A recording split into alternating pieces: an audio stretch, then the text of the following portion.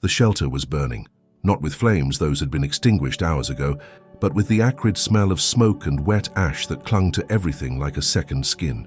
Captain Ethan Cross stood in the parking lot, his turnout coat still damp with sweat and water, his face streaked with soot. Around him, firefighters moved in slow, exhausted circles, coiling hoses, checking equipment, speaking in low voices that barely carried over the sound of idling engines. Beside him, his canine partner, a Belgian Malinois named Ranger, sat perfectly still, ears forward, eyes locked on the remains of the building. Ranger was trained for this, trained to search through rubble, to find survivors, to stay calm in chaos. But something was wrong. Ethan could feel it in the tension radiating through the dog's body, in the way his breathing had gone shallow and tight. "Easy, boy," Ethan murmured, his hand resting on Ranger's head. "It's over." But Ranger didn't relax. He just stared at the building, his body rigid as stone. The Pinebrook Animal Shelter had been a fixture in the community for over 30 years, a sprawling facility on the outskirts of town that housed everything from abandoned puppies to elderly cats, to the occasional exotic bird someone had bought on impulse and couldn't care for. It wasn't fancy, but it was loved, and now half of it was gone. The fire had started in the early hours of the morning, sometime around 2 a.m. An electrical short in the old wiring, the fire marshal said. By the time the first engine arrived, the flames had already consumed the west wing where most of the dogs were housed. The staff had evacuated as many animals as they could, working in frantic relay lines, cages stacked in trembling arms, smoke pouring through open doors. They'd saved most of them, but not all. Ethan had been there since 2:30 a.m. He'd gone in twice, mask on, flashlight cutting through the smoke, searching for trapped animals. He'd found 3 dogs cowering in a back kennel, terrified and shaking but alive. He'd carried them out one by one, his lungs burning, his eyes streaming. Ranger had been with him the whole time, searching, guiding, doing what he was trained to do. But now, standing in the aftermath, Ranger wouldn't move, wouldn't respond, just stared at the building with an intensity that made Ethan's chest tighten. "Captain Cross?" Ethan turned.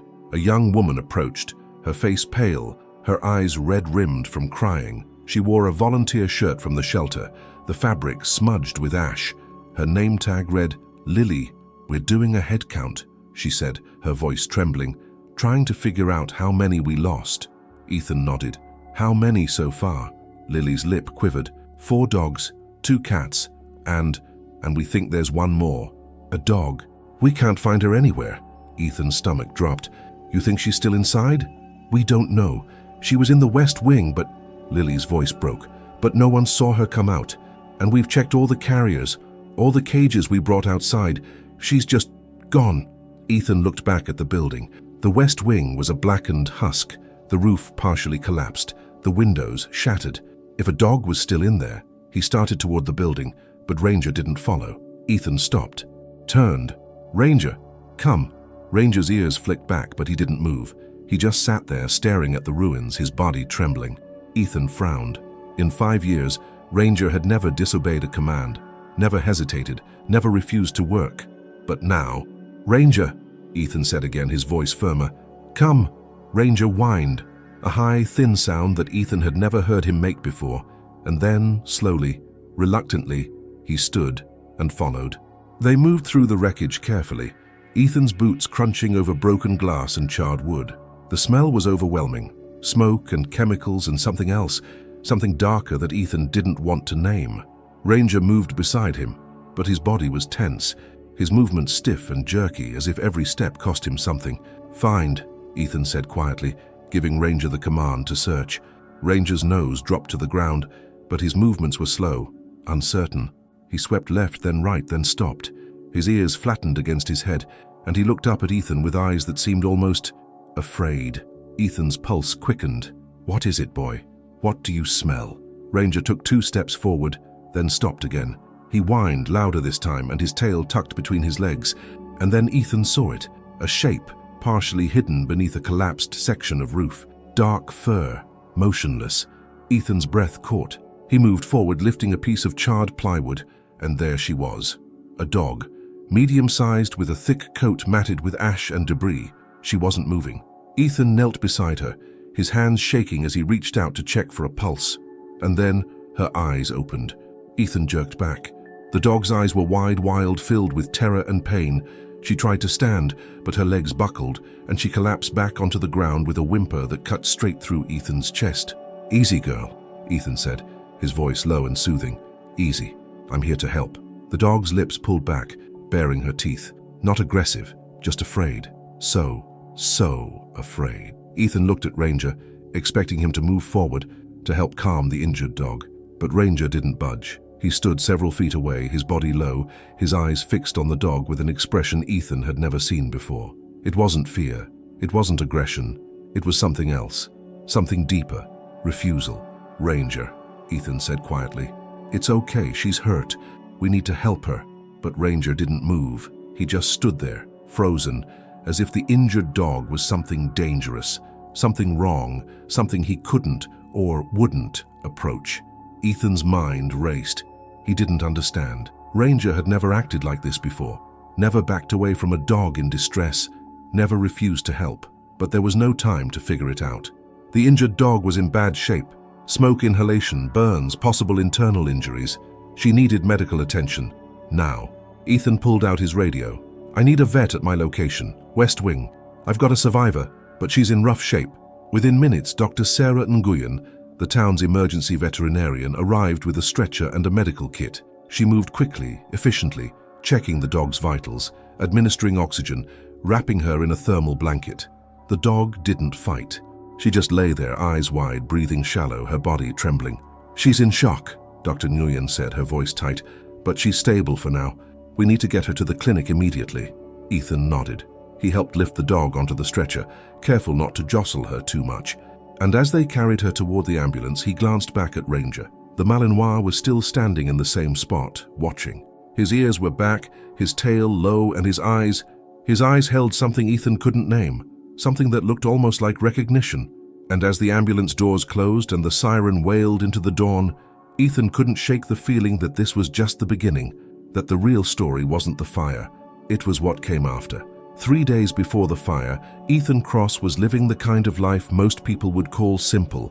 He woke at 5:30 a.m. every morning to the sound of Ranger's soft whine, a gentle reminder that breakfast was late and the world was waiting. He'd brew coffee in the small kitchen of his rented house on Maple Street, let Ranger out into the fenced yard, and watch the sun rise over the Georgia pines while the steam from his mug curled into the cool morning air.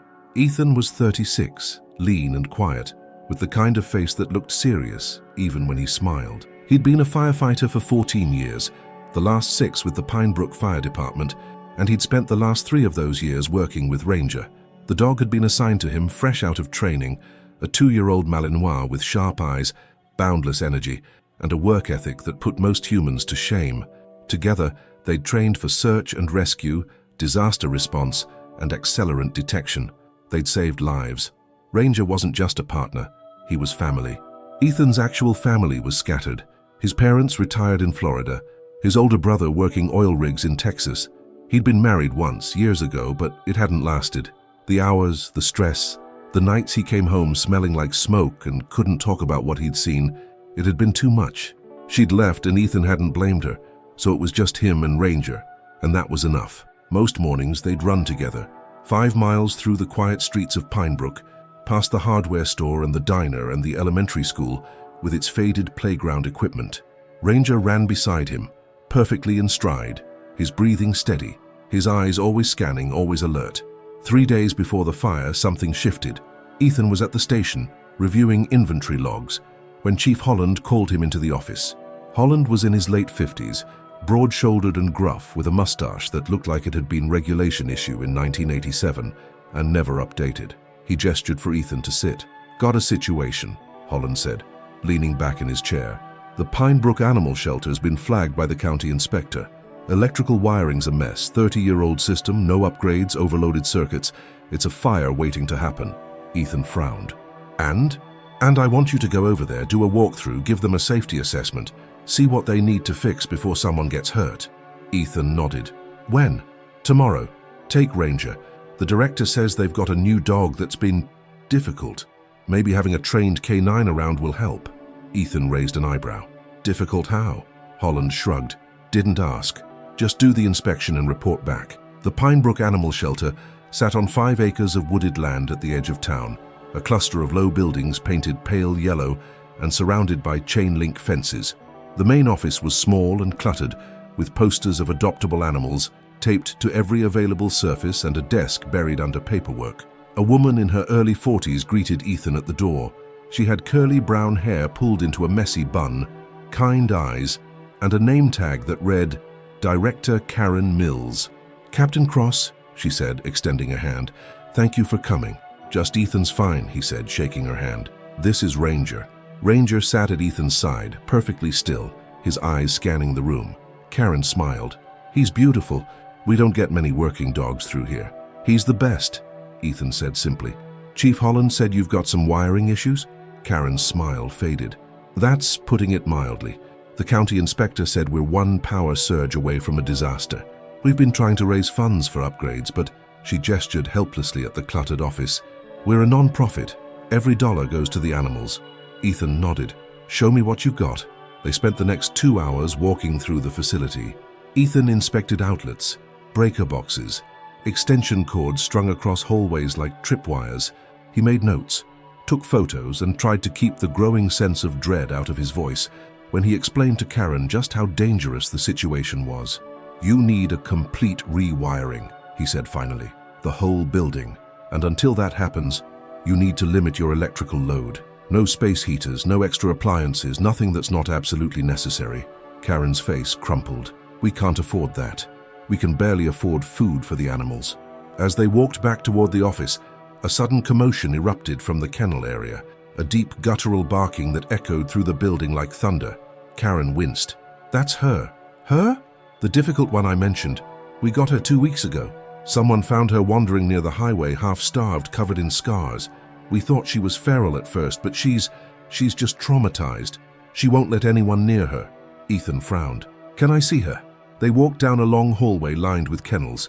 Dogs barked and whined, tails wagging, paws scraping against chain link as they passed.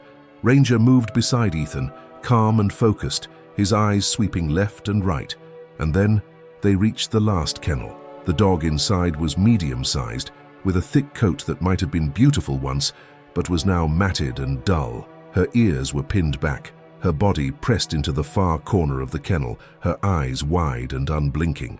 She didn't bark, didn't growl, just stared at them with an expression that was equal parts fear and fury. Ethan knelt slowly, keeping his movements small and non-threatening. "Hey there," he said softly. "It's okay. No one's going to hurt you." The dog's lips pulled back, baring her teeth. Not a snarl, more of a warning.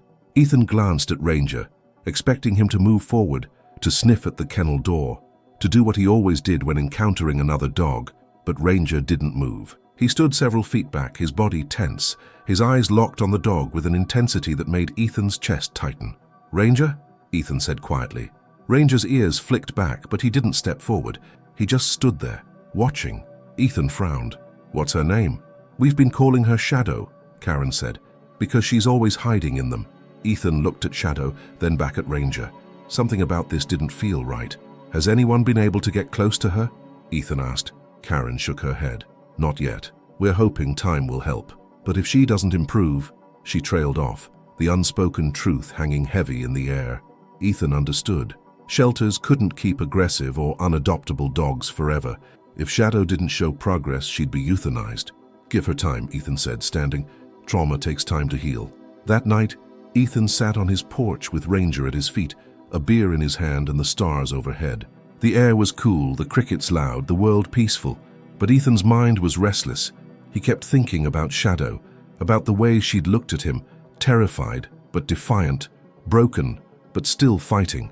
And he kept thinking about Ranger, about the way he'd refused to approach her, the way his body had gone rigid, the way his eyes had held something Ethan had never seen before. "What was that about, boy?" Ethan asked quietly. Ranger's ears swiveled toward him, but he didn't look up. He just stared out into the darkness, his body tense as if he was waiting for something. The fire started 72 hours later. Ethan was at home, asleep, when the call came through. The dispatcher's voice was clipped, urgent. "Structure fire. Pinebrook Animal Shelter. Multiple occupants respond immediately." He was dressed and out the door in under 2 minutes, Ranger at his heels. The drive to the shelter felt like it took hours. though it was less than 10. By the time Ethan arrived, the West Wing was fully engulfed, flames licking through the roof, smoke pouring into the sky like a black fist punching through the stars. He'd worked the fire for hours, pulled animals from cages, carried them through smoke and heat, his lungs burning, his body screaming. Ranger had been beside him the whole time, guiding him through the chaos, finding dogs trapped in back rooms, barking to alert him when the structure was about to collapse.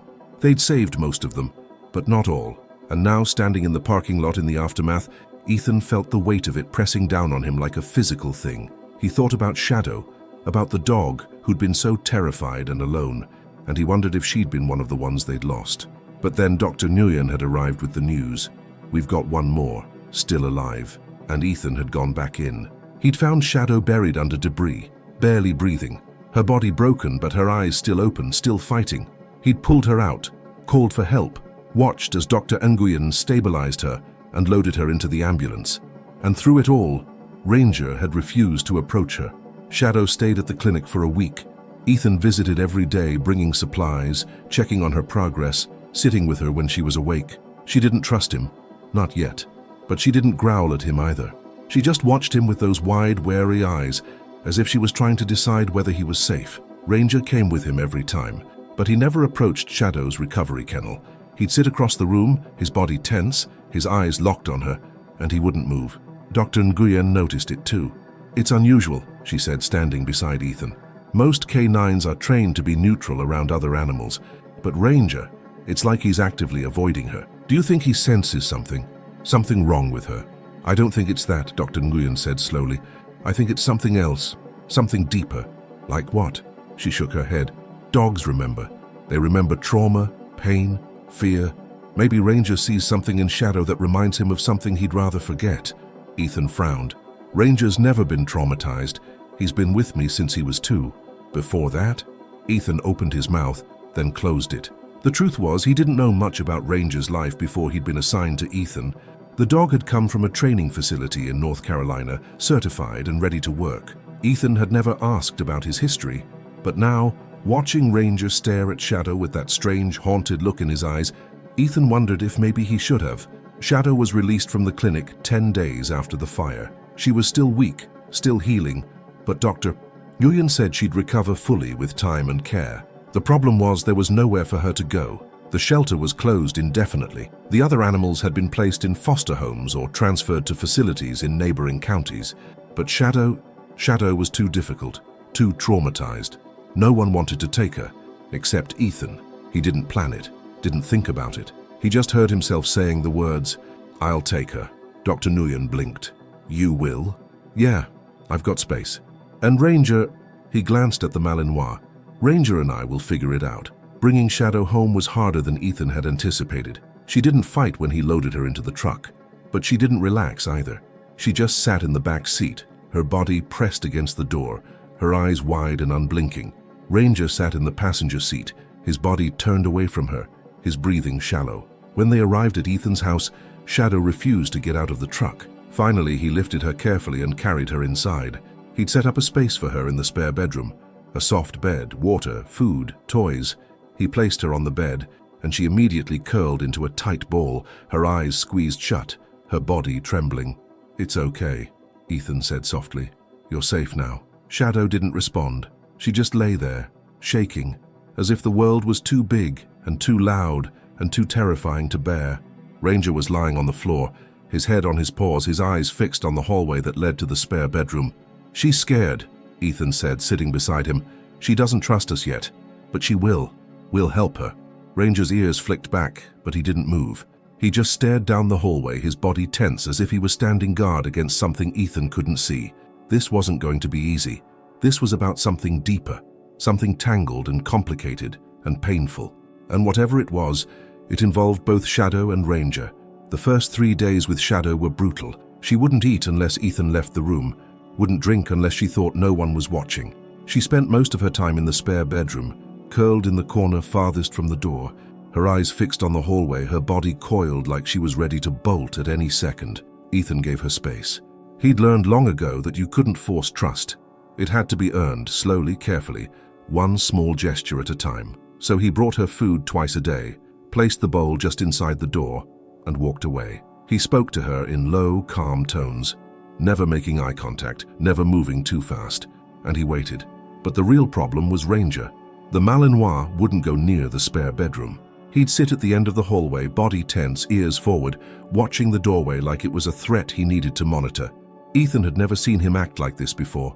"She's not going to hurt you," Ethan said one evening, sitting beside Ranger in the hallway. "She's scared, that's all." Ranger's ears twitched, but his eyes stayed locked on the doorway. On the fourth day, Ethan decided to try something different. He brought Shadow's food bowl into the living room and placed it near the couch. Then he sat down with a book, Ranger at his feet, and waited.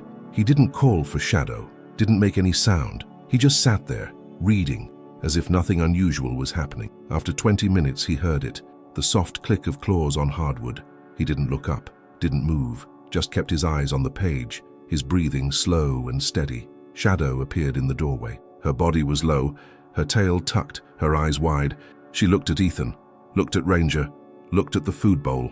Ranger's body went rigid. His ears shot forward, his breathing quickened, and a low growl rumbled through his chest. Ethan's hand dropped to Ranger's head. "Easy," he murmured, but Ranger didn't relax. The growl deepened, and Shadow flinched, her body pressing back into the hallway. "Ranger?" "No," Ethan said firmly. Ranger stopped growling, but his body stayed tense. Shadow stared back at him for a long moment, and then slowly she turned and disappeared back down the hallway. Ethan exhaled, frustration bubbling in his chest. "What the hell is going on with you?" That night, Ethan called Dr. Nguyen. "I need your advice," he said, pacing his kitchen. "Ranger's acting strange. He won't go near Shadow, won't let her near me, and today he growled at her. I've never seen him do that before." There was a pause on the other end. "Has he ever been around traumatized dogs before?" "Sure, we've done rescues where dogs were injured, scared, aggressive. He's always been calm, professional. But this is different." "Yeah, this is different." Another pause. "Ethan, I think you need to consider the possibility that Ranger and Shadow have a history." Ethan stopped pacing. "What do you mean?" "I mean, maybe they've met before. Maybe Ranger recognizes her. And maybe whatever happened between them wasn't good." Ethan's pulse quickened. "How is that possible? Are you sure?" Ethan opened his mouth to say yes, but the word didn't come, because the truth was, he wasn't sure. He didn't know where Shadow had come from, didn't know what had happened to her before she was found, and he didn't know everything about Ranger's life before he'd been assigned to Ethan. "I need to find out," Ethan said quietly. Ethan started digging the next morning. He called the training facility in North Carolina, where Ranger had been certified. The woman who answered was polite but unhelpful. "I'm sorry, Captain Cross, but we don't disclose details about a dog's history before training, unless there's a legal reason." "This is important," Ethan said. "I need to know where Ranger came from. I can tell you that he was surrendered to us by a private owner when he was 18 months old. Beyond that, I can't help you." "Who was the owner?" "I can't disclose that information." Ethan gritted his teeth. "Can you at least tell me why he was surrendered?" A pause. "The file says personal reasons. That's all I have." Ethan hung up, frustration simmering in his chest. He turned to Shadow next. He called Karen Mills, the shelter director, and asked for any information they had on Shadow's background. "We don't have much," Karen said. "She was found by a truck driver on Highway 72, about 15 miles south of town. No collar, no microchip. We posted her photo on social media, checked with local vets and animal control, but no one claimed her." "Did anyone report a missing dog matching her description?" "No, it's like she just appeared out of nowhere." That afternoon, Ethan decided to try a different approach. He brought Shadow and Ranger into the backyard together, keeping them at a distance but within sight of each other. He wanted to observe their body language, to see if there were any clues. Shadow stood near the far fence, her body low, her eyes fixed on Ranger. Ranger stood near the porch, his body tense, his eyes locked on Shadow. Neither of them moved. Neither of them made a sound. They just stared at each other, and the air between them felt heavy, charged, like the moment before a storm breaks. Ethan watched them for several minutes, and then, slowly, he moved toward Shadow. He knelt a few feet away from her, his hand extended, palm up. "Hey, girl," he said softly. "It's okay." Shadow's eyes flicked toward him, then back to Ranger. Her breathing quickened, and then, without warning, Ranger moved. He didn't run, didn't charge. He just walked forward, slowly, deliberately, his body low and his ears back. He stopped halfway between the porch and Shadow, and he sat. Ethan froze. Ranger? Ranger didn't look at him. He just stared at Shadow, his body tense, his breathing shallow, and then Shadow did something Ethan didn't expect. She lowered her head, just slightly, a gesture that looked almost like submission, or maybe recognition. Ranger's ears flicked forward, and for the first time since Shadow had come into their lives, Ranger's body relaxed, just a fraction. Ethan's breath caught. "You do know each other?" Neither dog responded, but Ethan didn't need them to.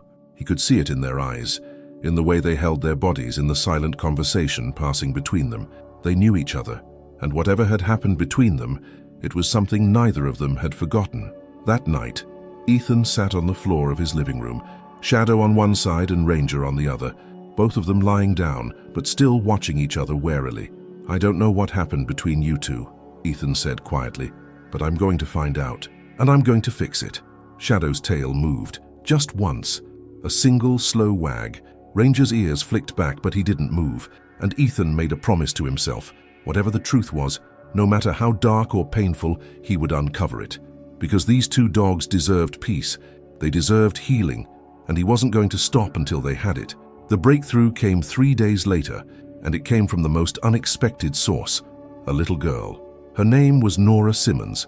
She was 7 years old, small for her age, with light brown hair pulled into 2 uneven pigtails and a gap-toothed smile that could melt glaciers. Her mother, Lisa, was a physical therapist who worked at the county hospital, and she'd heard through the local grapevine that Ethan had taken in one of the dogs from the shelter fire. Lisa called Ethan on a Wednesday afternoon, her voice hesitant but kind. "Captain Cross, I hope you don't mind me reaching out. My daughter, Nora, she's been having a really hard time since the fire." Ethan frowned. "Was she there?" "No, but she used to volunteer at the shelter with me on weekends. She loved the animals. When she heard about the fire, she was devastated. She's barely spoken since, and I thought, maybe if she could visit one of the dogs that survived, it might help her." Ethan's chest tightened. He thought about Shadow, about how fragile and untrusting she still was. "I don't know if that's a good idea. The dog I took in, Shadow, she's still pretty traumatized. She doesn't do well around strangers." "I understand," Lisa said quickly, "but Nora's gentle. She's always been good with scared animals." Ethan hesitated, then sighed. "All right, but just for a few minutes, and I can't promise anything." "Thank you, Captain. Really, thank you." Nora arrived the next afternoon with her mother, clutching a small stuffed dog in one hand and a bag of dog treats in the other. She was quiet, her eyes red-rimmed, her shoulders hunched as if she was carrying a weight far too heavy for someone her size. Ethan met them at the door. "Hi, Nora. I'm Ethan. This is Ranger." Ranger sat beside Ethan, perfectly still, his eyes calm and assessing. Nora looked at him and smiled. Just a little, but it was there. "He's beautiful," she whispered. "He is," Ethan agreed. "And the dog you're here to see, her name is Shadow. She's in the spare bedroom. But I need you to be really careful, okay? She's still scared, and she doesn't trust people yet." Nora nodded solemnly. "I'll be careful." Ethan led them down the hallway. Ranger followed, his body tense but not aggressive. Lisa stayed in the living room, giving her daughter space. Ethan opened the door to the spare bedroom slowly, quietly, and gestured for Nora to look inside. Shadow was curled in the corner, her eyes closed, her breathing slow. She looked peaceful almost, though Ethan knew better. "Can I go in?" Nora asked, her voice barely audible. Ethan hesitated. "Just sit by the door.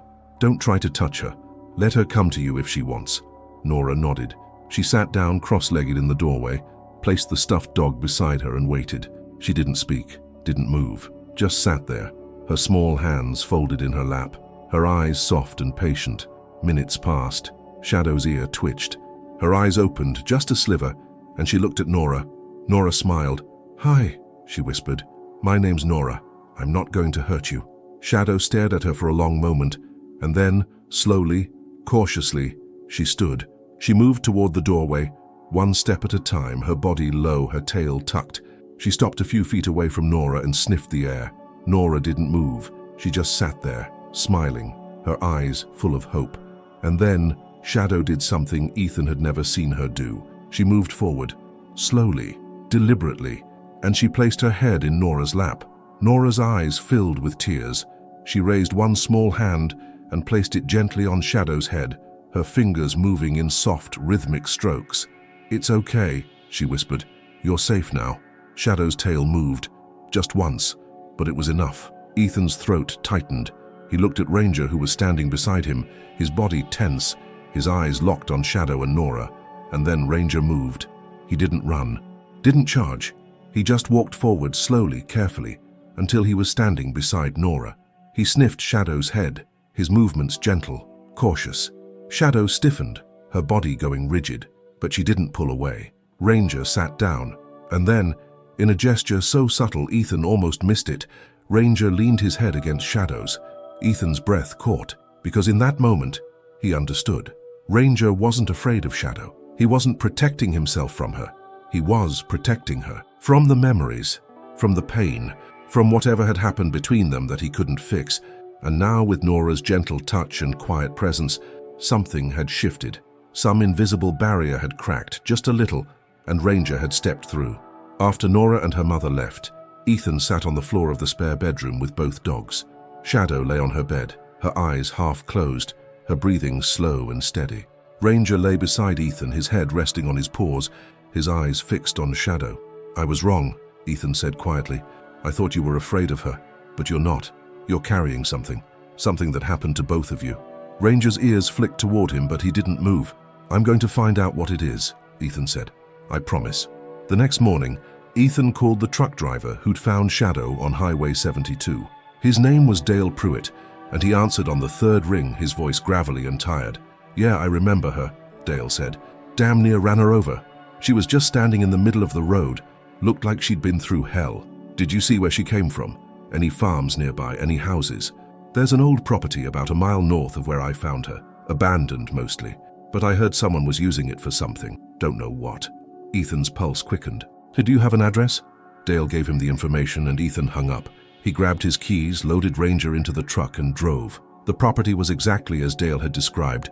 Overgrown, forgotten, surrounded by rusted fencing and collapsed outbuildings. But as Ethan walked the perimeter, Ranger at his side, he found something. Chains, bolted to the ground, dozens of them, half buried in the dirt, and scattered around them, old collars, torn, bloodied, abandoned. Ethan's stomach turned. This was a breeding operation. Ranger's body went rigid.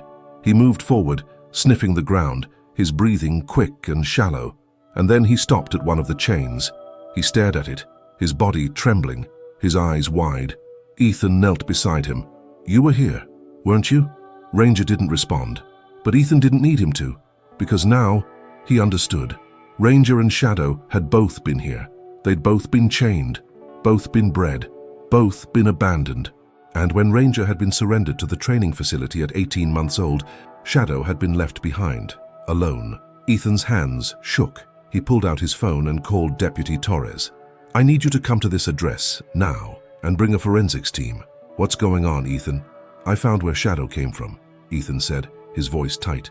"And I think I just found where Ranger came from, too." The investigation moved quickly after that.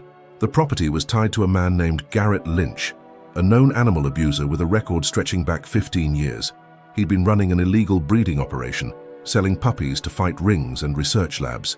Most of the dogs had been seized or euthanized over the years, but a few, like Shadow, had escaped or been abandoned when Lynch skipped town to avoid arrest. Ranger's records confirmed it. He'd been surrendered to the training facility by an anonymous source who'd found him chained on Lynch's property. The facility had taken him in, rehabilitated him, and trained him for search and rescue. But Shadow had never been found, until now. That night, Ethan sat on the floor with both dogs. Shadow lay beside him, her head resting on his knee. Ranger lay on the other side, his body relaxed for the first time in weeks. "You've been carrying this the whole time," Ethan said quietly, looking at Ranger. "You recognized her, you remembered, and you didn't know how to help her." Ranger's tail moved, just once. Ethan stroked Shadow's head.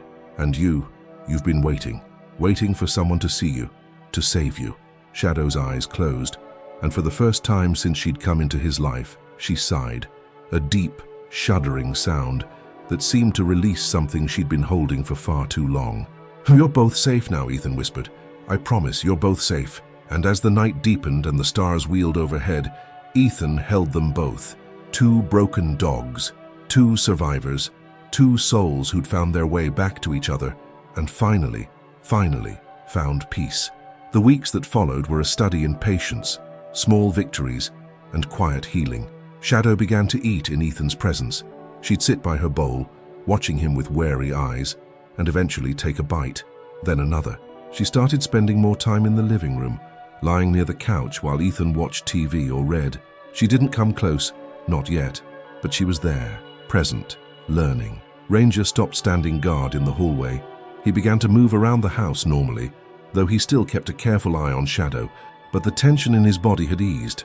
The hypervigilance had softened, and one morning, Ethan woke to find both dogs lying side by side on the living room rug, their bodies not quite touching but close enough that the message was clear. They were okay. But the real turning point came 6 weeks after Nora's first visit. Lisa Simmons called Ethan on a Saturday morning. Her voice was bright, hopeful. "Nora's been asking about Shadow every day. She talks about her constantly, and I was wondering, would it be okay if we came by again? Maybe took Shadow for a walk?" Ethan hesitated. Shadow still didn't walk well on a leash. She'd freeze, pull back, or plant herself and refuse to move. But something in Lisa's voice, the hope, the gentleness, made him say yes. "All right, but let's take it slow." Nora arrived that afternoon with a new stuffed dog in hand. A gray one this time, with floppy ears and a red bow. She walked straight into the house, sat down on the floor and waited for Shadow to come to her. Shadow did, slowly, cautiously, but she came. Nora smiled. "Hi, Shadow. I brought you a friend." She held out the stuffed dog, and Shadow sniffed it. Her tail wagged just once, and then she lay down beside Nora, her head resting on the girl's knee. Ethan watched from the doorway, his chest tight. Ranger sat beside him, calm, his eyes soft as he observed the scene. "She trusts you," Ethan said quietly to Nora. Nora looked up at him, her eyes shining. "She's my friend." "Yeah," Ethan said, his voice thick. "She is." They tried the walk. Ethan clipped the leash to Shadow's collar, and she immediately tensed, her body going rigid, her breathing shallow. But Nora knelt beside her, her small hand resting gently on Shadow's head. "It's okay," Nora whispered. "I'll walk with you. We'll go slow." And somehow, miraculously, Shadow relaxed. They walked down the quiet street together, Nora on one side holding Shadow's leash, Ethan on the other with Ranger. Shadow moved slowly, her steps hesitant, but she moved. She didn't freeze, didn't panic. She just walked, her eyes flicking between Nora and Ranger, as if drawing strength from both of them. They made it to the end of the block before Shadow stopped, her body trembling. Ethan knelt beside her. "You did great, girl. Really great." Nora wrapped her arms around Shadow's neck, and Shadow leaned into her, her eyes closing. And Ethan realized something in that moment. Shadow wasn't just healing, she was learning to trust again. And it was Nora, a 7-year-old girl with a gap-toothed smile and a heart full of love, who was teaching her how. 3 days later, Ethan got a call from Deputy Torres. "We found Lynch." Ethan's pulse quickened. "Where?" "Oklahoma. He's been running another operation out there. We're coordinating with local authorities. He'll be extradited back to Georgia for trial." Ethan exhaled slowly. "Good." Torres paused. "You did good, man. You saved that dog, and you gave us the evidence we needed to take Lynch down for good." Ethan looked at Shadow, who was lying on the couch with her head resting on a pillow, her eyes half closed in the afternoon sunlight. "She saved herself," he said quietly. "I just gave her a place to land." The trial took months to prepare, but when it finally happened, it was swift and decisive. Garrett Lynch was convicted on multiple counts of animal cruelty, illegal breeding, and operating an unlicensed commercial enterprise. He was sentenced to 12 years in prison and banned from owning or working with animals for life. Ethan attended every day of the trial, Ranger at his side, and when the verdict was read, he felt something release in his chest, something he hadn't known he was holding. Justice, not just for Shadow, not just for Ranger, but for all the dogs who'd suffered under Lynch's hand. That night, Ethan sat on his porch with both dogs. The stars were out, bright and endless, and the air was cool and sweet with the smell of honeysuckle. Shadow lay beside him, her head resting on his knee. Ranger lay on the other side, his body relaxed, his breathing slow and steady. "It's over," Ethan said quietly. "He can't hurt anyone anymore." Shadow's tail wagged, just once. But it was enough. Ethan stroked her head, his eyes burning. "You've come so far, girl. I'm so proud of you." Shadow looked up at him, and in her eyes, Ethan saw something he'd never seen before: peace. Nora continued to visit. Once a week, she'd come over with her mother, and she and Shadow would spend hours together, playing, walking, sitting in comfortable silence. Shadow began to brighten in Nora's presence, her tail wagging more freely, her body relaxing more fully. And Ranger became Shadow's guardian. He walked beside her on their runs, slept near her at night, and watched over her with a quiet, steady presence that spoke louder than any words ever could. They were a pack now, the three of them: Ethan, Ranger, and Shadow, bound together by trauma, yes, but also by something stronger: love. One afternoon, 6 months after Shadow had come into his life, Ethan took both dogs to the park. It was a warm day, the sky clear and blue, and the park was full of families, children, laughter. Shadow walked beside him on her leash, her body relaxed, her tail wagging gently. Ranger walked on the other side, calm and confident. They stopped near a bench and Ethan sat down. Both dogs sat beside him, and Ethan looked at them, really looked at them, and felt his chest swell with something he couldn't quite name: gratitude, pride, love. "You know," he said quietly, "I used to think my job was about saving people, but I think it's about more than that. It's about giving second chances, about believing that no matter how broken someone is, they can heal." Shadow's tail wagged. Ranger's ears flicked toward him, and Ethan smiled. "You two taught me that." That evening, as the sun set and the sky turned gold and pink, Ethan's phone rang. It was Lisa Simmons. "Ethan, I have something to ask you, and I hope you don't think I'm overstepping." "What is it?" Lisa took a breath. "Nora's been begging me to ask if we could adopt Shadow." Ethan's breath caught. "Adopt her? I know she's yours. I know you've done so much for her, but Nora, she loves that dog, and Shadow loves her, and I think they need each other." Ethan looked at Shadow, who was lying on the porch, her eyes closed, her breathing slow and peaceful. He thought about the way she lit up when Nora arrived, the way her tail wagged, the way she leaned into the girl's touch. He thought about what it meant to love something, to want what was best for it, even if it meant letting go. "Yeah," Ethan said quietly, his voice thick. "Yeah, I think that would be good." Lisa's voice broke. "Thank you, Ethan. Thank you." Shadow moved in with Nora and Lisa 2 weeks later. Ethan brought her over himself, Ranger in the truck with them. Nora was waiting on the front porch, bouncing with excitement, her mother standing beside her with tears in her eyes. Ethan walked Shadow up the steps, knelt beside her, and looked into her eyes. "You're going to be happy here," he said quietly. "She loves you, and you deserve to be loved." Shadow's tail wagged. She licked his face once, gently, and then turned toward Nora. The little girl dropped to her knees, wrapping her arms around Shadow's neck, and Shadow leaned into her, her eyes closing, her body relaxing completely. Ethan stood, his throat tight. He looked at Ranger, who was sitting calmly beside him, watching the scene with soft eyes. "She's going to be okay," Ethan said. Ranger's tail wagged, just once, and Ethan knew it was true. Life settled into a new rhythm. Ethan and Ranger continued their work with the fire department, responding to calls, training new recruits, saving lives. But now, once a week, they'd drive over to Lisa and Nora's house, and they'd all go to the park together. Ethan, Ranger, Shadow, Nora, and Lisa. They'd walk the trails, throw tennis balls, sit in the grass, and watch the clouds. Shadow thrived. She gained weight, her coat grew thick and glossy, and her eyes, once so full of fear, became bright and curious. She learned commands, mastered tricks, and became Nora's constant companion. The two of them were inseparable, and Ranger seemed lighter, as if in helping Shadow find her home, he'd found peace with his own past. 2 years after the fire, the Pinebrook Animal Shelter reopened. It had been completely rebuilt, new wiring, new kennels, new everything. The community had rallied, raising over $200,000 in donations to make it happen. And on the day of the grand reopening, Ethan, Ranger, Shadow, Nora, and Lisa were all there. Karen Mills stood at the podium, her voice strong and clear. "This shelter is more than just a building.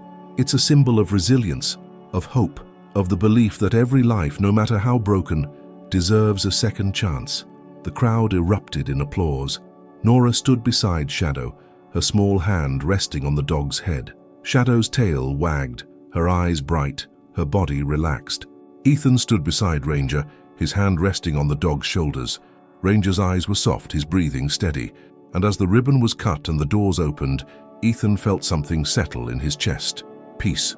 That evening, Ethan sat on his porch with Ranger, watching the sun set over the Georgia pines. The air was cool, the crickets loud, the world peaceful. "You know," Ethan said quietly, "I used to think the hardest part of this job was the losses, the ones we couldn't save. But I was wrong." Ranger's ears flicked toward him. "The hardest part is learning to let go, learning that sometimes the best thing you can do for someone is to give them the space to heal, to grow, to become who they're meant to be." Ranger's tail wagged, just once. "Shadow's exactly where she's supposed to be," Ethan continued, "and so are you." Ranger stood, walked over to Ethan, and rested his head on Ethan's knee. Ethan stroked his fur, his chest full. "Thank you," Ethan whispered, "for everything. Sometimes the greatest heroes aren't the ones who charge into burning buildings. Sometimes they're the ones who sit quietly beside you when you're afraid, the ones who refuse to give up, even when giving up would be easier, the ones who remind you that no matter how broken you are, you're still worth saving." Shadow knew that. Ranger knew that. And because they did, the world became a little brighter, a little kinder, a little more whole. And that, more than anything, is what it means to be a hero.